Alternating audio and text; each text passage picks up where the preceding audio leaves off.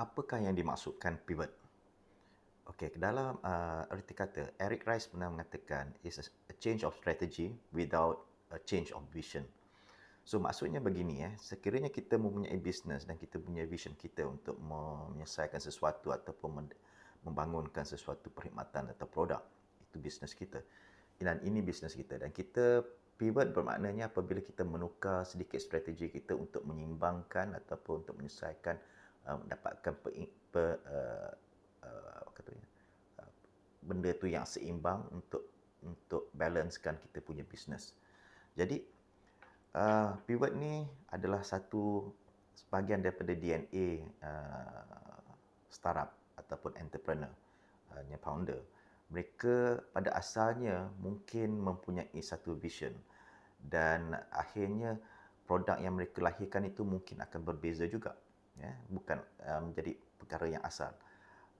Tetapi kita perlu tahu bahawa pivot ini selalunya berlaku apabila kita mendapat feedback daripada customer kita dan kemungkinan feedback itu mengatakan market kita tak sesuai ataupun business model kita tak sesuai ataupun produk kita tidak menyelesaikan masalah yang mereka hadapi dan ini yang menyebabkan kita akan berubah arah tetapi missionnya kita sama. Kecualilah kalau seseorang startup itu mengatakan mereka ada sebuah tech startup membuat satu software application untuk satu customer untuk bahagian pelancongan kan katakan dan tiba-tiba mereka mengatakan okey produk ini tidak boleh dilancarkan dan tidak sesuai lagi dan mereka hendak tutup. Jadi dia akan cubakan membangunkan bisnes baru yang dalam bidang masak fizikal masak buka restoran dan sebagainya. Itu berbeza daripada bidang asalnya. Kemungkinan itu yang dikatakan bukan pivot yang kita hendak.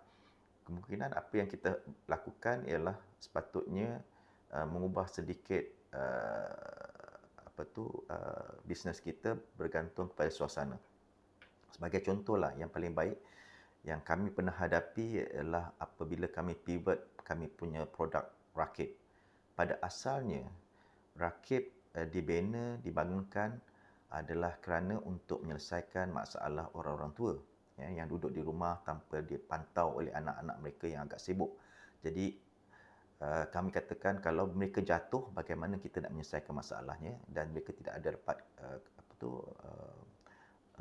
hantar alert ataupun buat panggilan. Jadi kami rasakan mungkin ada satu device yang boleh fall detection.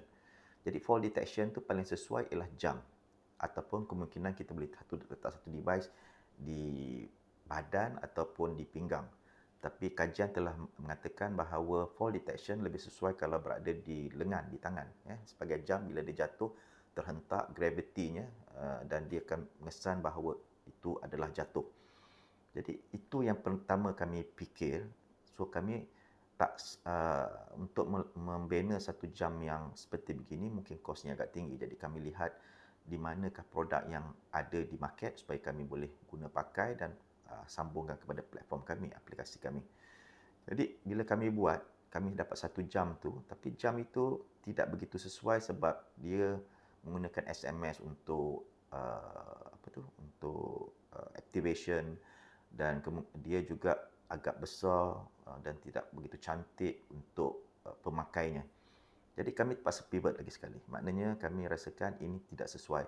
Dan kami juga dapat feedback mengatakan bukan setakat jatuh saja, tapi mungkin faktor-faktor kesihatan lain yang sepatut dipantau. Jadi kami cari jam yang lain yang mengatakan yang boleh dapatkan kesihatan dan keselamatan. Jadi keselamatan tu ada GPS, kesihatan tu mempunyai blood pressure dan sebagainya. Jadi jam ini lebih sesuai. Bila kami cuba menjualnya, kami rasakan target market kami adakah itu benar dan iaitu orang-orang tua, tapi bila kami dah keluar di